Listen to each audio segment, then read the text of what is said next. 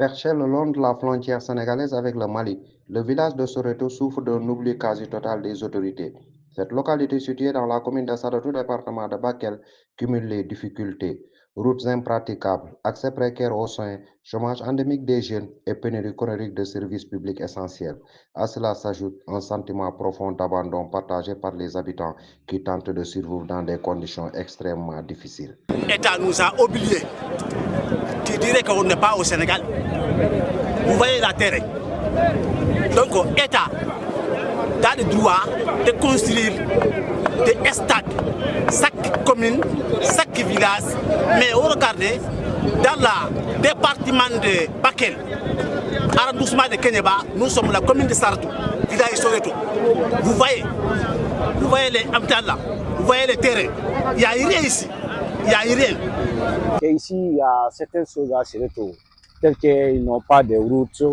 Bon, il y a souvent les études aussi, parce qu'ils n'ont pas des écoles que le gouvernement a reconnues. Donc, ils ont besoin de savoir ici. Soreto est coupé du reste du pays par des routes caouteuses et des pistes de terre qui se transforment en bourbis infranchissables à la moindre pluie. Cet enclavement accentue l'isolement de plusieurs villages et complique l'accès aux services sociaux de base, mais aussi l'écoulement des produits agricoles, principale source de revenus pour la population. Tamba Soreto, 250 km, il n'y a pas de route. Amourion, il n'y a rien. Vous voyez, nous sommes à Soreto, on n'a rien, on a manque de l'eau, on a manque d'hôpital, on a manque de terrain. Pour les jeunesse, ils vont les exporter. Pendant l'hivernage, il n'y a plus l'accès pour les habitants de Soreto pour venir cultiver à l'autre côté du fleuve.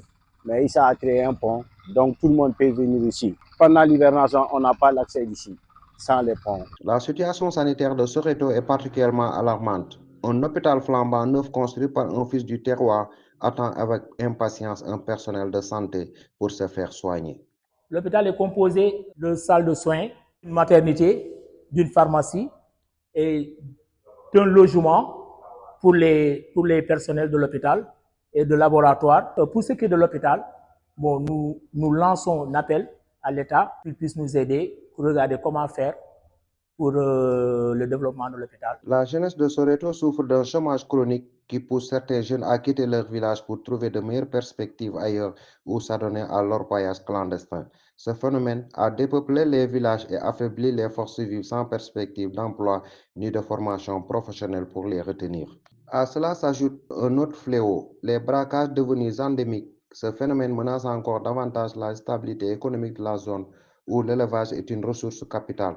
Les habitants se disent impuissants face à ce problème récurrent qui trouve peu d'écho auprès des autorités locales. On demande de l'État qui va nous aider. Voilà, pour que l'hôpital qui est construit, ça va finir quoi. Voilà, parce qu'actuellement, c'est construit, mais il n'y a pas de matériel, et il n'y a pas de docteur qui va venir pour travailler. Sans l'appui de l'État, il ne peut pas tout faire. Issa a beaucoup fait pour les étrangers.